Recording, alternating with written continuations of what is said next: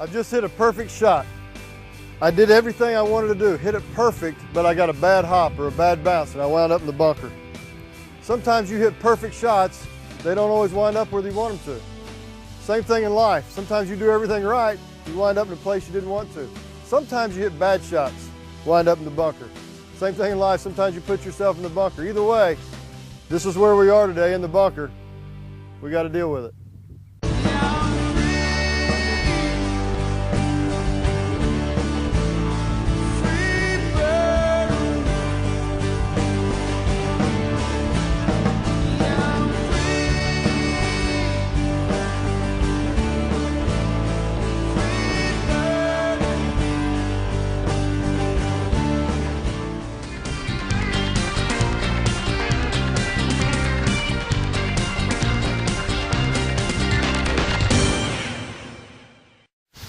You know, a lot of times when I give a golf lesson, I always ask people, when you're in a bunker and you're having trouble, they come to me, they want a lesson, they're having trouble with the bunker. I ask them, what are you trying to do? And they all give me the same thing. When I'm in here, I just want to get out.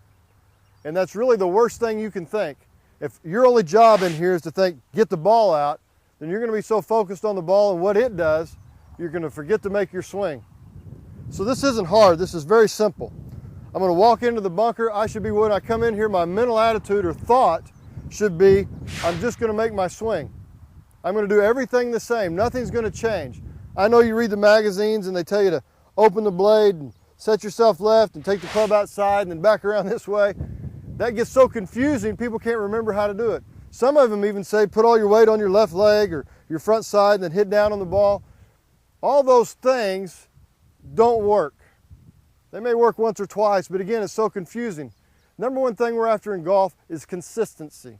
So if I'm going to be consistent, I have to do the same thing over and over and over.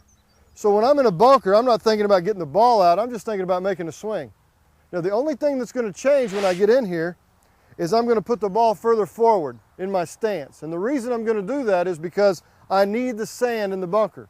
This is the only shot where you don't come in contact with the ball. You come in contact with the sand. And the sand squeezes the ball. We'll show you that in a little bit, how the principles of the bunker work and how the ball squeezes in the sand. When I'm first teaching people, I don't ever let them open the blade. I know you say, well, the tour guys open the blade and all that. I don't let anybody open the blade until they can do it square.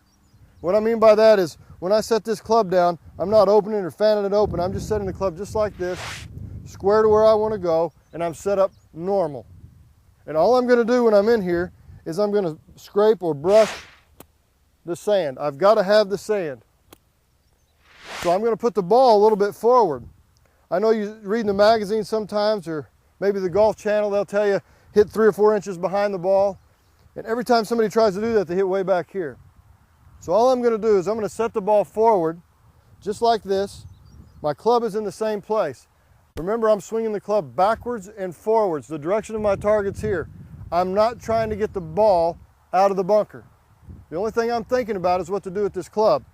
So I'm moving the club backwards and forwards. My club face is square. I'm brushing or scraping the sand. When I do that, woo! Unbelievable. It's easy. All I'm doing is this. Almost made that. Nothing to it. Easy, easy. All I'm doing is scraping the sand or brushing the sand this direction. The golf club is squeezing the ball in the sand. It sends it up, not me.